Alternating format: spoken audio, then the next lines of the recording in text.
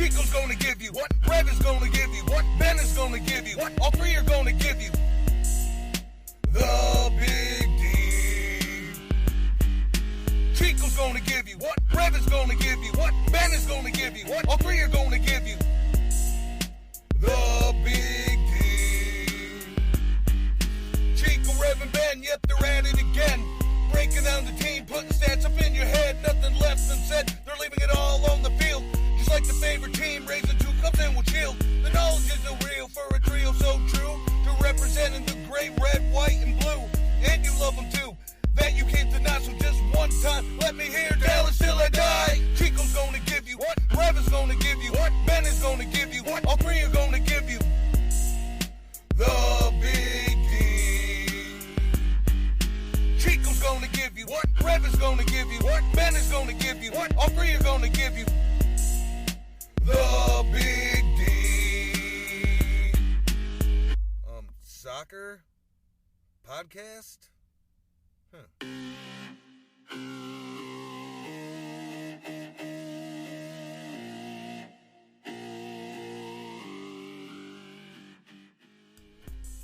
Welcome to Big D After Dark on this fine evening as we celebrate and enter into some Pepi Appreciation Hour with FC Dallas's 2-1 home victory against the almost league leading, Eastern Conference leading New England Revolution. Big game from Pepi, from Jesus Ferreira, from Justin Che. We've got a lot to talk about. Is the team back on track? Is this the beginning of more? Let's get to it, and we'll take your comments and questions live. This is Big D After Dark.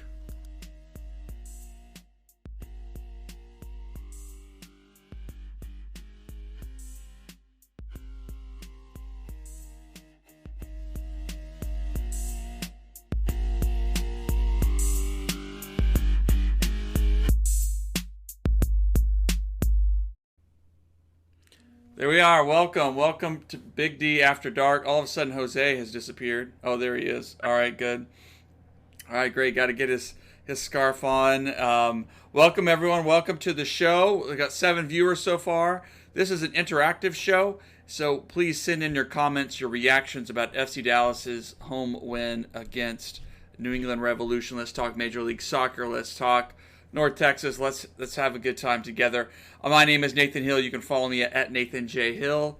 And in the middle is Jose at El Chico Carmona on Twitter. And there in the end is Ben Lyon at Bird Turgler on Twitter. Follow us for some good stuff. Say hello, everybody. Howdy. Hello, everybody. Okay, that's good.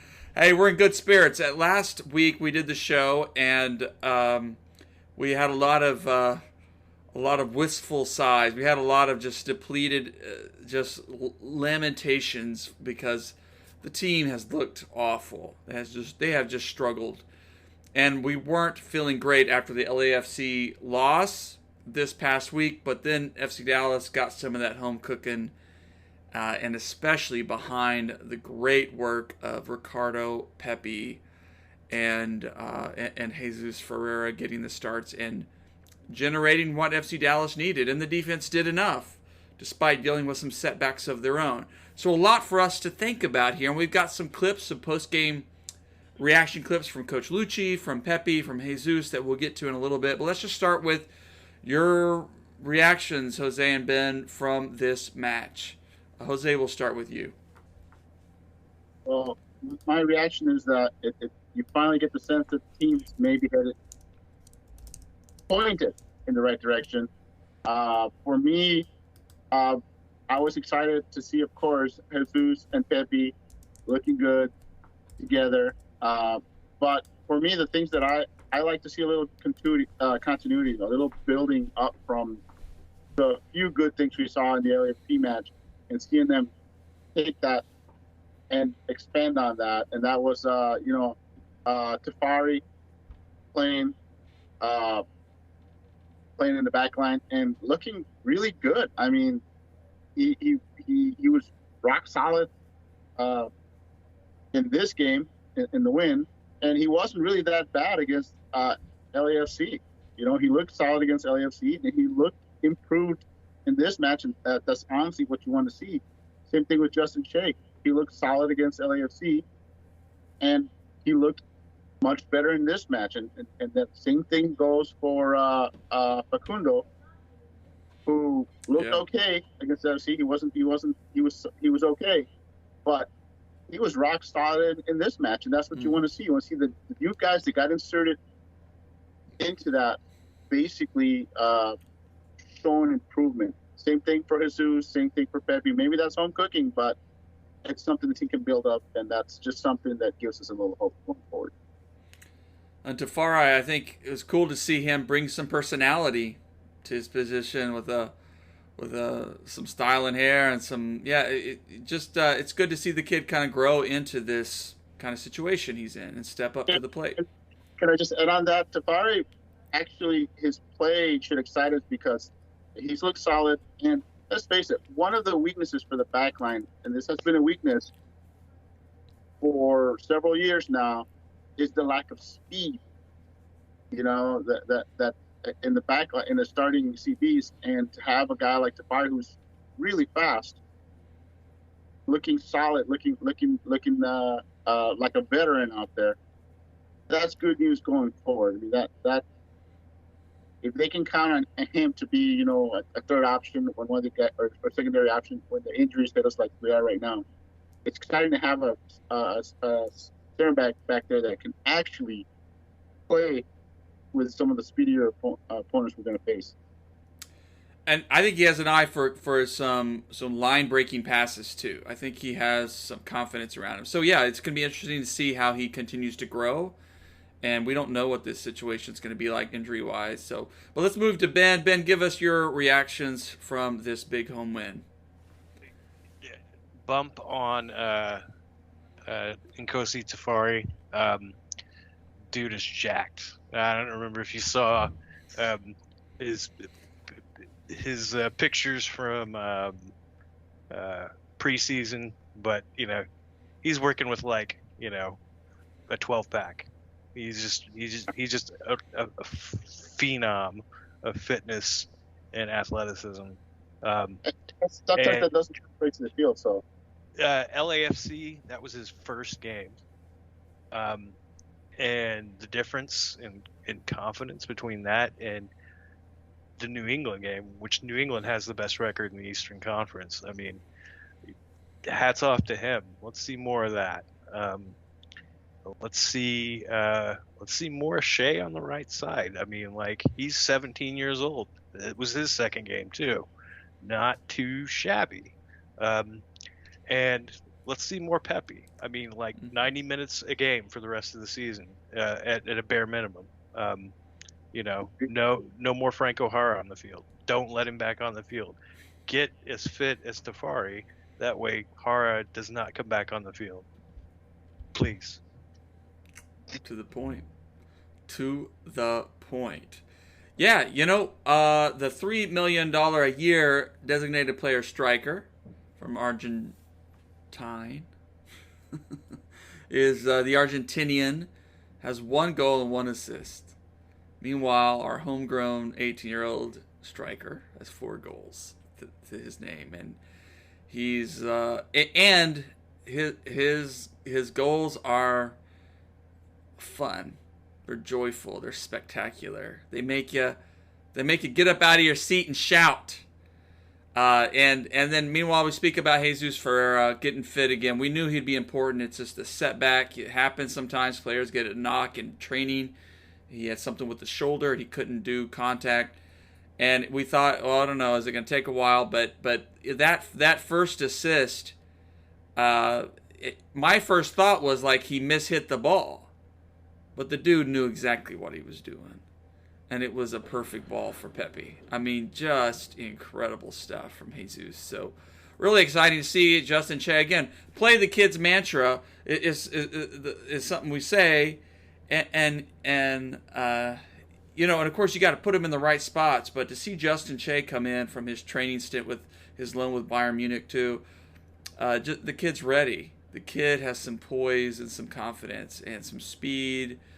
it's fun to see him play and to see his confidence grow too. So I agree with you guys. Like this is it was an exciting match against a legit team who didn't really rotate, even though they had a busy week. But FC Dallas had a busy week too. So there's a lot, I think, of positives that we can take from this.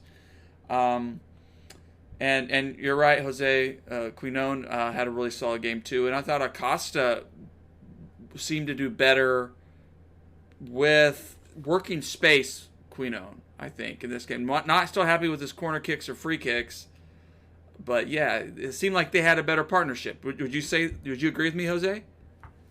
I agree. And that's just him basically getting to know the players around him and what they like to do, what their purpose is, where they're going to be, are they going to make their runs.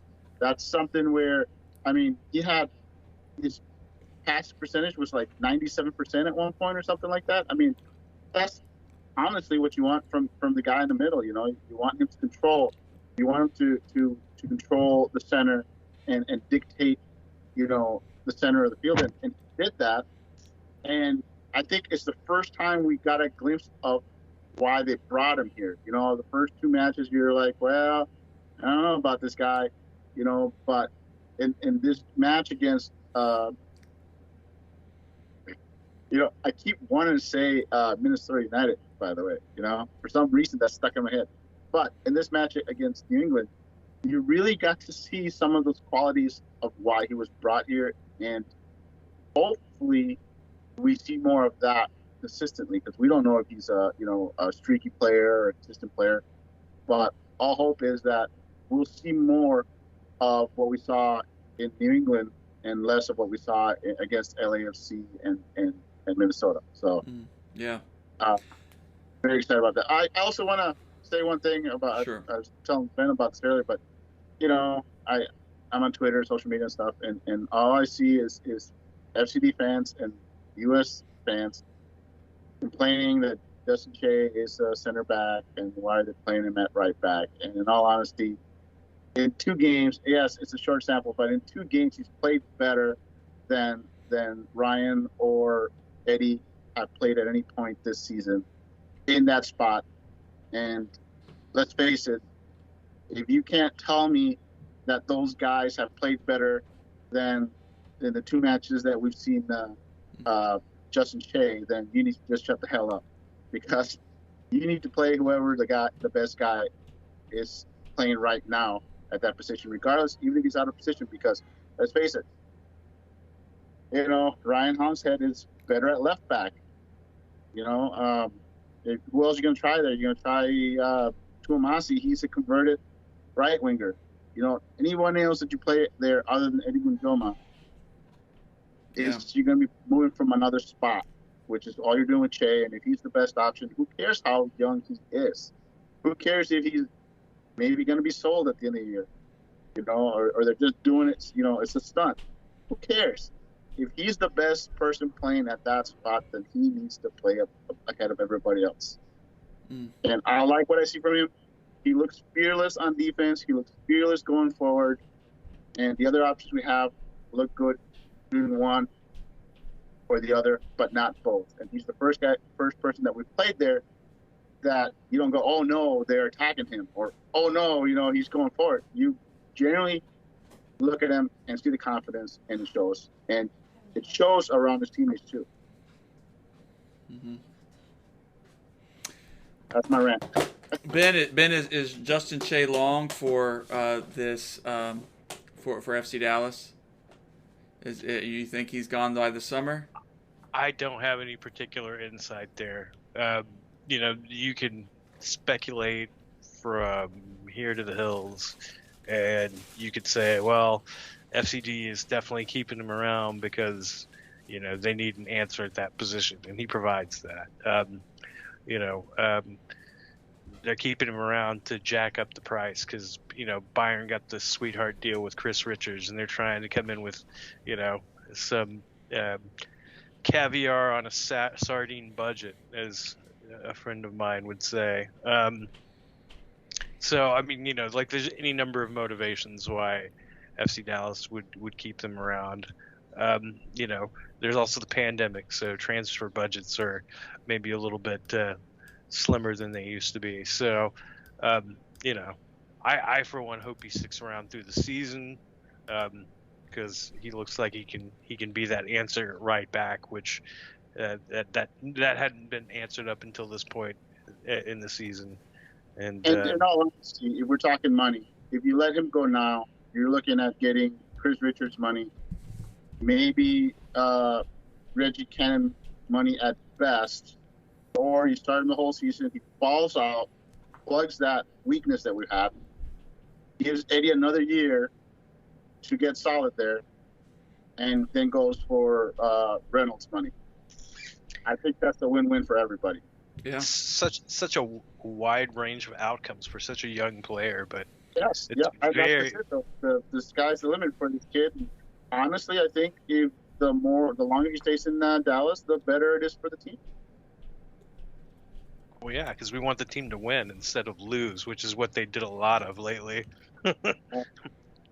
Exactly, and we've got a rough patch of games coming up. So, I mean, the more options we have at that position without having to pull Hollingshead from the left side, which, let's face it, needs him there, the better. Yeah. Yeah, no, I'm all for that. Keep good players around. Put bad players on the bench. Pepe, get fit so Hara never has to play anymore. Greg Berhalter, don't call in any of the FC Dallas guys into the national team for the Gold Cup. Yeah, stay away from Jesus. Yeah. All of those jackasses, they deserve Gyasi Zardes, Christian Roldan, Jackson Ewell. Hell, bring Will Trapp back in. That'll be fun. U.S. fans deserve nothing so much as to have Will Trapp back in the picture. Well,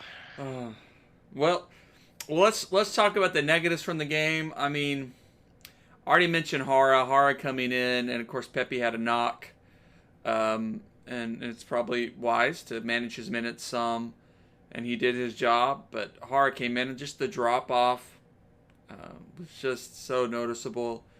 And Hara puts his effort in, and so I'll give him credit for that. And Lucci was sure to compliment Hara from his effort in practice and his leadership. And I think Lucci's trying to thread the needle on that, but I understand. But the pressure he probably faces. Also, Bresson was our only kind of veteran or real veteran defender out there on that back line, and he was the one who sort of just lost his marker and led to New England's goal. Hard one. It was a tricky run by Gustavo Bau, and so, tough one. A tough one that he would like back, I'm sure. He would like to handle differently. But other than that, interesting subs, but the subs brought energy for their moments when they needed it to help close this game out and keep possession. So all in all, Obrian, I think he's the only other person that we can just say, he started out so hot, and he's kind of struggling to figure out his role all of a sudden. And we really need more from him at moments. It's like sometimes he's trying too hard or just not in sync with the team. So maybe some of that's going to get fleshed out. The lineup has undergone a lot of changes. I mean, what do y'all think about that? He'll adjust. I think he'll adjust. Look better in this match. I mean, than what you saw from LAFC or the previous matches where they're asking him to be more forward, more hold up. He did less of that, and I think it improved him a little. He's got a ways to go, but it's something to build on. He did the quick passing off instead of trying to pretend he's a big burly forward who can hold the ball forever, which is what he usually does. He's out there basically as the threat of being able to hit the ball over the top. That's what he's there for, and I think he needs to understand that and find a way to help the team when he's not doing that. I think that's just it. I thought he did a little better. Still not good enough, but a slight improvement. And it's where you start asking what other option do you have there. You can't put Paxton there.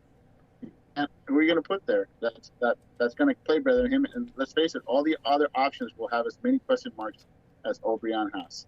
So I think Lucci is basically saying, is trusting in him and saying, you know what, this will pay off in the long run. He'll settle down at some point, and I think that's what Lucci's gambling. Well, let's jump over to Lucci now. So I got to ask Lucci and Pepi and Jesus a few questions on the post game.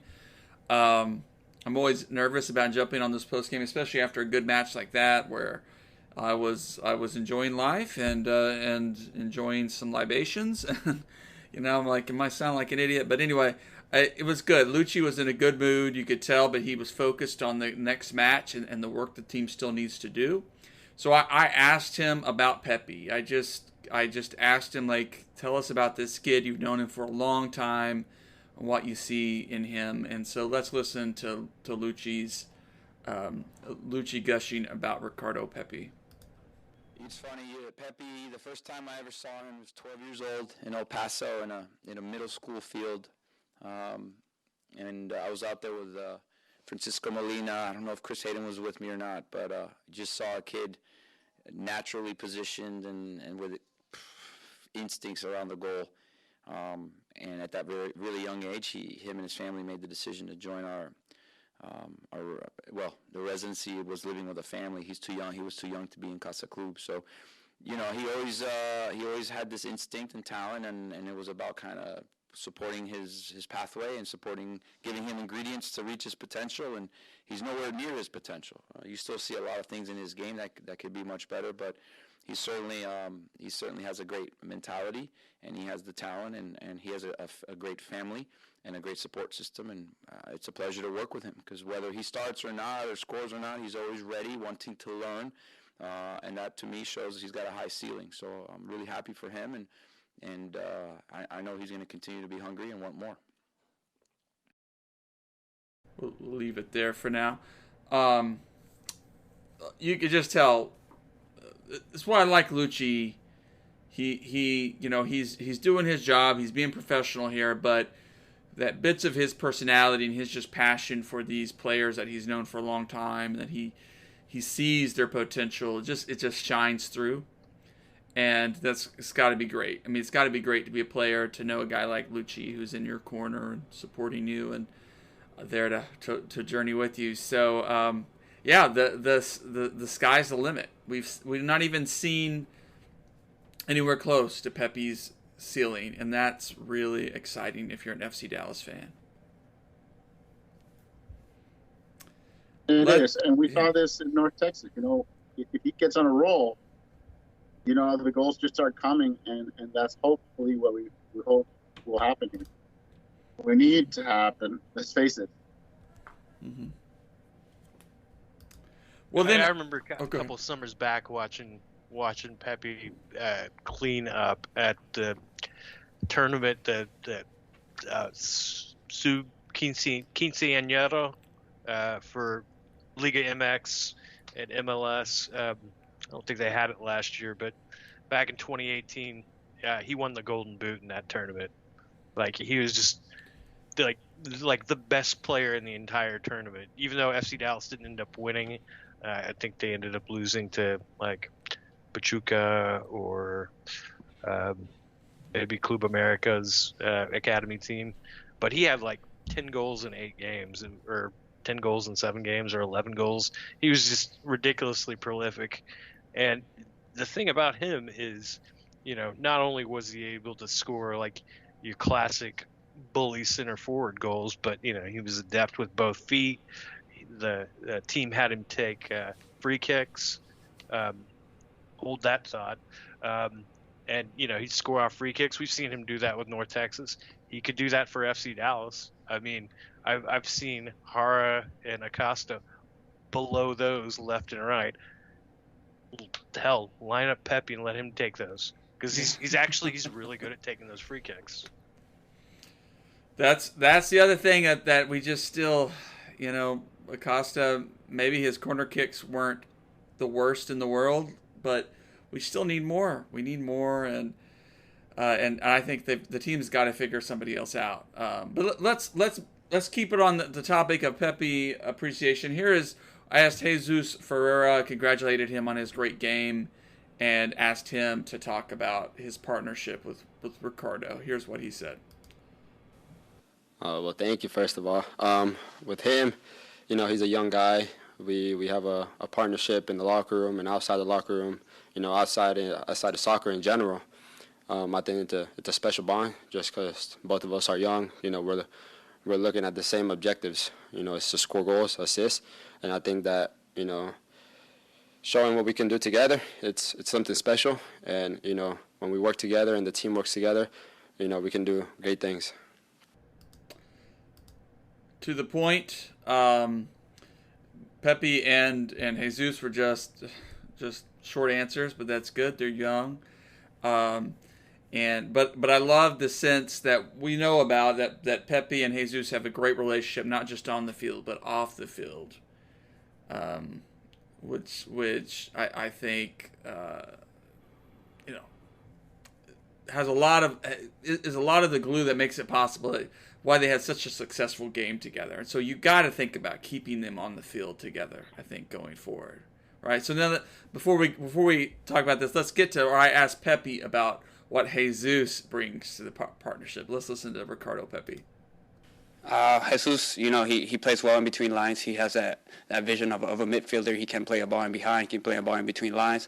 I feel like, that vision that he brings to the team and just being on the ball is very dangerous against other teams. So I feel like he brings a lot of passing and a lot of midfielder qualities into the field.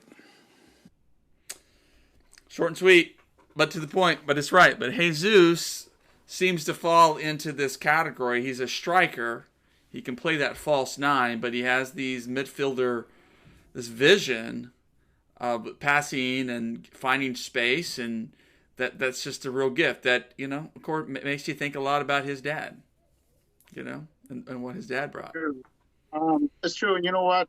I want to say that you can see that last year was kind of a transition year for him because they were asking him to play more like an attacking midfielder than an actual striker. And you're seeing that starting to pay off where he can switch between the two at will now, and he can do the passing now. He can do it. He just looks more confident in what he's doing out there, and we're starting to see the Jesus that we saw earlier, before he started playing where he's playing right now. So I think that's just it. It's the confidence that these kids are gaining, being out there.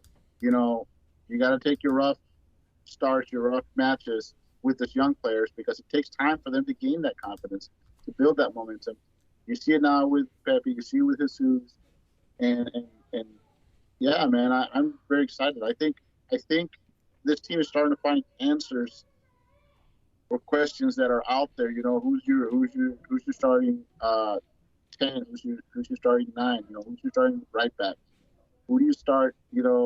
Now that Santos is gone, you're seeing the team slowly starting to begin to answer those questions, and honestly, it feels like we're coming out of preseason. To me, it feels like the first 8-9 matches. It felt to me like the team was basically in preseason mode, trying to find answers and failing every other match to answer those questions. And now this gives you hope that they're finally finding answers. For left wing, Brian Hollingshead is your answer. Why not? Why not? He can play there. We know Nelson can play left back, and it worked out against New England. I got a feeling we'll see that again. If Hollingshead is your answer at left wing, then play him there. And I think we're finally getting some answers, and that's exciting.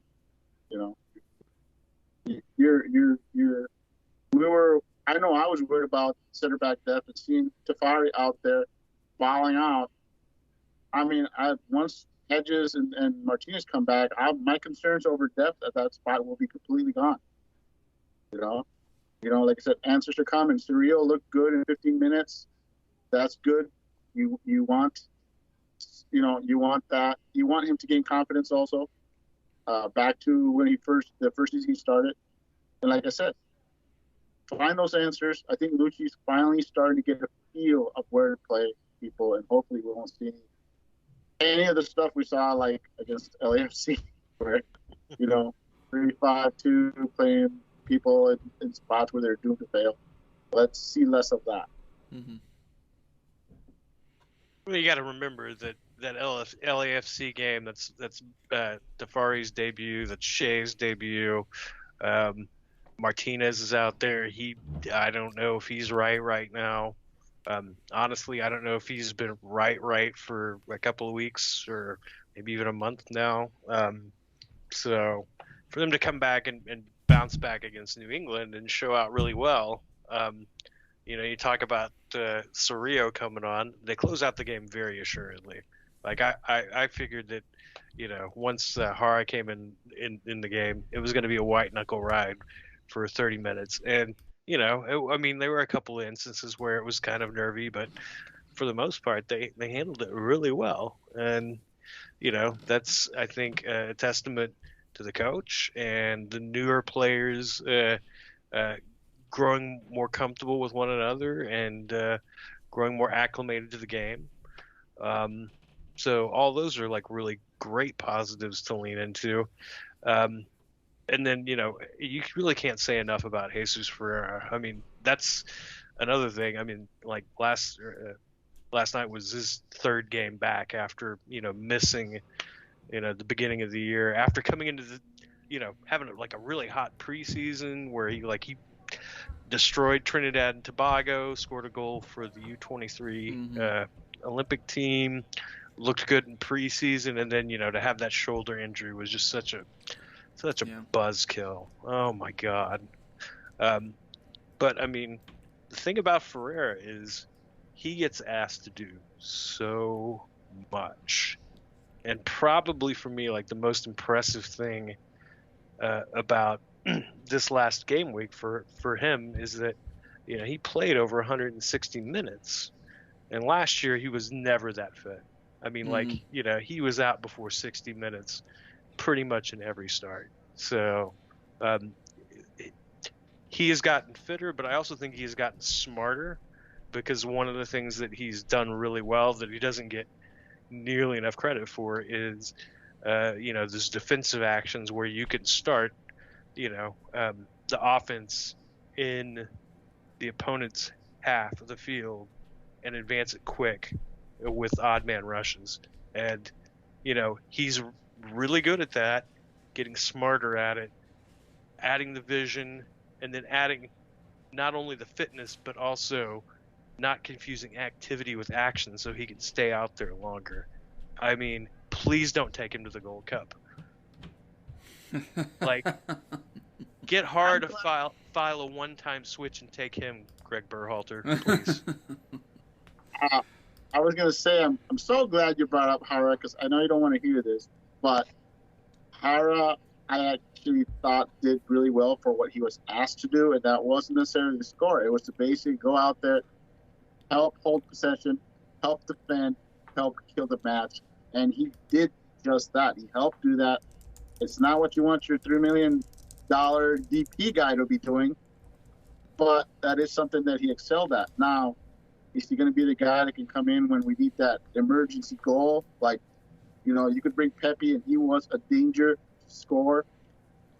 I'm not convinced about that yet, but clearly they found a role for Hara, not a role you want a $3 million man to be doing, but it's something that he can hopefully build on.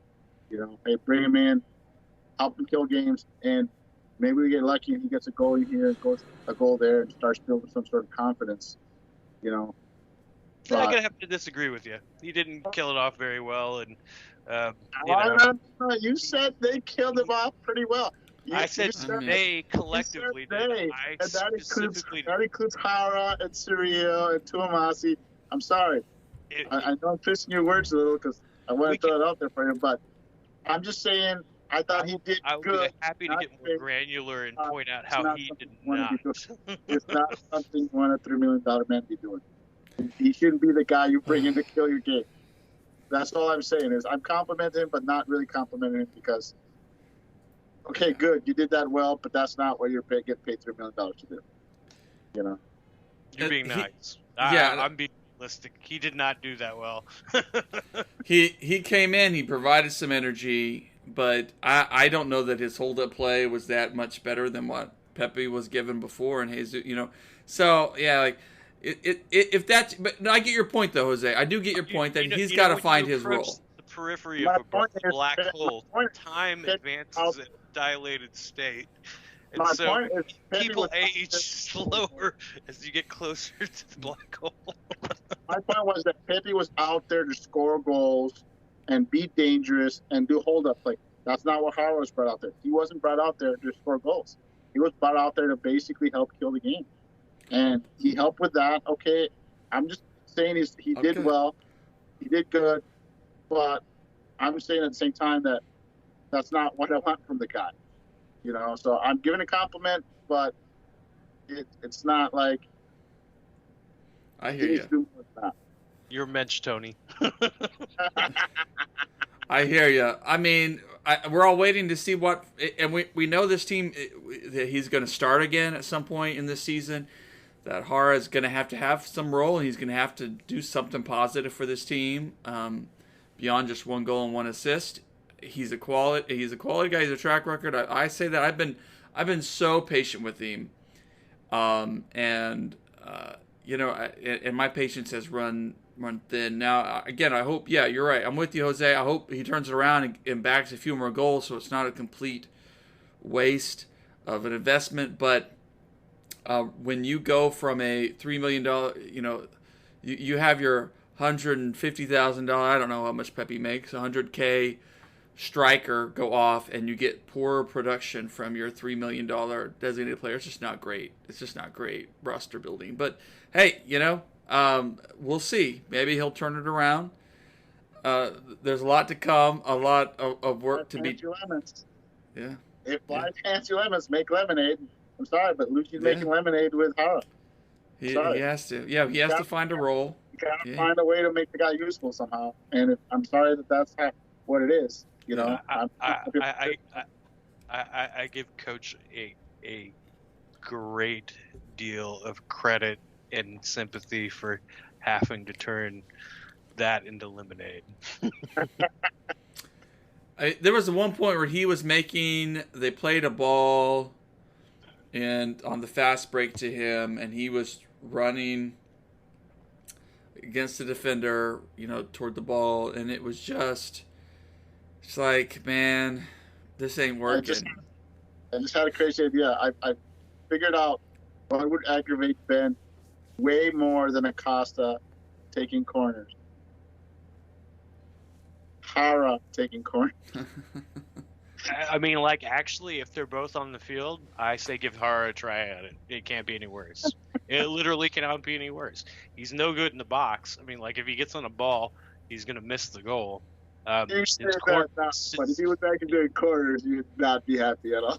I make you this ironclad promise: if they are both on the field and Hara is taking a corner kick instead of Acosta, I will not complain about it.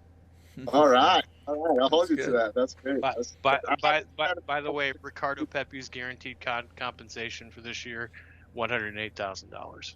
Yeah. Wow. Whew. Well, all right. So, shifting over to, by the way, beyond this FC Dallas match, there was some supporter drama. There has been some supporter drama for the past 2 or 3 weeks with FC Dallas and supporters groups. Quite a bit of stuff on Twitter if you're interested, including just FC Dallas seems to have a track record in their front office of giving mixed messages to fans, and around things like the smoke and water and beer showers and things like that, which has a way of kind of dampening some of the fan enthusiasm. And I know it's got to be frustrating from their perspective, but it is a little frustrating too, just for someone who's not involved in that at all. Just to see FC Dallas continually struggling to develop a strong relationship with fan base and grabbing hold of a good kind of atmosphere that they want to see, a culture that they want to see take shape at the stadium. Sounded like it was a great stadium experience this weekend, great atmosphere, but when you have a good win and then fan groups are on Twitter saying, we're frustrated. We saw somebody got kicked out because they spilled water or whatever. Like it kind of it just sends those mixed messages that FC Dallas really needs to figure out. I mean, I don't know if you guys care about that at all. I just was thinking about it this week and was reading some of the comments and the messages, and it's a little disappointing to see this repeated pattern. And it can't always just be sensitive supporter groups. And I like to think that the crowd, which is probably the best crowd we've had all year so far, had a lot to do with pushing that team forward towards victory. And you're basically saying bottle all that, and you want to pacify everybody. I mean, yeah, you're not doing yourself any favor. I mean, let's face it. You want those long-term fans that will always keep coming, even in bad years. You got to give them something to come to look forward to. Maybe not a win. They can at least look at great atmosphere and say, oh, man, it was amazing to be in that crowd, even though the team failed. But if you're stripping that from them, then, I'm sorry. You're going to continue to have a stadium that doesn't look full capacity because you're killing people's desire to come to the game. You got to find, okay, sure, you don't want any of that crazy stuff. You need to find a middle ground. You need to sit down and say, we'll let you slide with this if you don't do that. Have, some action communication and lay the groundwork so that then they can, then the sports groups can then build upon that and then maybe come up with some unique solutions. But apparently that's not happening. And I'm sorry, but the Hunts have a history of being confrontational with supporters groups, and there's no answer for that. I don't think that's going to change. That's new ownership. That's where you go, God, I wish they would sell them, and hopefully the next owner will find a way to work with the groups and make the experience very special to the point that people can overcome a bad performance and to some extent, and at least walk away with a good experience. Let's move to close up the show. Grateful for everyone who's watched so far, but let's talk about this coming. FC Dallas gets a full week of practice and rest, which they need after this tough schedule. But then they have the 4th of July match at home, one of the traditions. Great atmosphere and fireworks after the game.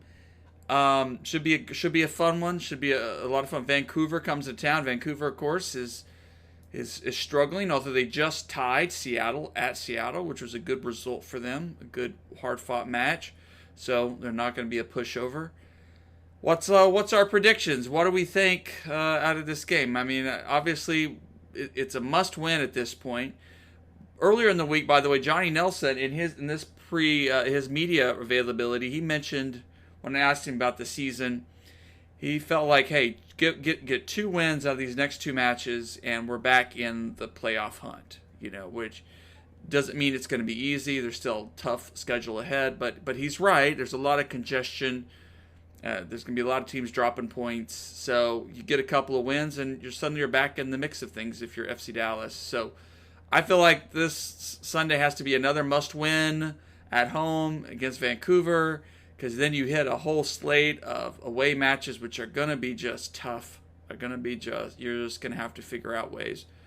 But I think Pepi and Jesus, they continue their tandem, and I'm picking like a 3-0 victory. I'll go with 3-1. I'll go with 3-1. I mean, I wish I could be that optimistic. I think they'll win. I think it'll be 2-1. I think they'll do something boneheaded in the back like they did this weekend, and they'll cobble enough chances together to score 2 and win. So one thing about this game with Vancouver is, I've alluded to the Gold Cup. The Gold Cup will be the following week, and really hope none of the 8 players, however many players made the Gold Cup provisional roster. I know it was Tessman, Pomacall, Ferreira, and Che, I think. I hope none of our U.S. eligible players go play in this Gold Cup. which like really sucks because that's like a pinnacle achievement. But God, we really need those guys right now. But one guy who definitely will be gone is Brian Acosta. So we talk about not having him on set pieces, and I'm wondering about the addition from subtraction quotient there without having him on, because unlike Hara, who is just like a sink for the entire team, and I can't stress this enough, he is that bad that he makes his teammates worse, and did like the best thing that Zanota could do for Lucci right now is just to get rid of him so he can't ever touch the field. Acosta offers a lot as a midfielder. It's just as the attacking portion of that is just a total waste. We've seen it time and time again, and so it would be. I think there will be a good result having him out of the equation there for a little bit, and just see what happens there. I think that's interesting. Yeah. I could agree with that. I'm not going to disagree with that. Although I will point out that in the match against New England, it was actually Acosta that was deeper than Facundo, who was basically going a lot more forward than I thought it would be. I thought it would be Facundo that was staying deeper. And I don't know, maybe they were alternating and I missed it, but it's going to be interesting, when Acosta does leave, how that affects midfield that has been very inconsistent, So I'm not sure that that's as the good news that we think it's going to be. Yeah, no, I'm curious, like, just like you. I mean, what's it going to mean to the spine of the team having him gone with, the defensive portion of what he contributes to the team? Is it going to be a net loss, or is the fact that you're not going to see those 40-yard shots that waste better opportunities, or any of the numerous wasted corner kicks and free kicks? Is it going to be a net gain or a net loss there? And I'm with Tommy. I think I'm all for.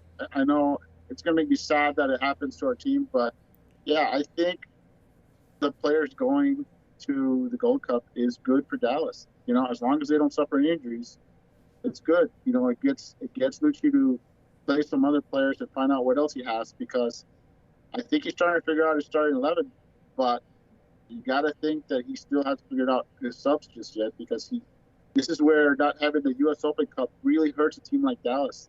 The U.S. Open Cup is where guys that aren't getting minutes, like Roberts, Urbania, now that Eddie is basically didn't even make the 18.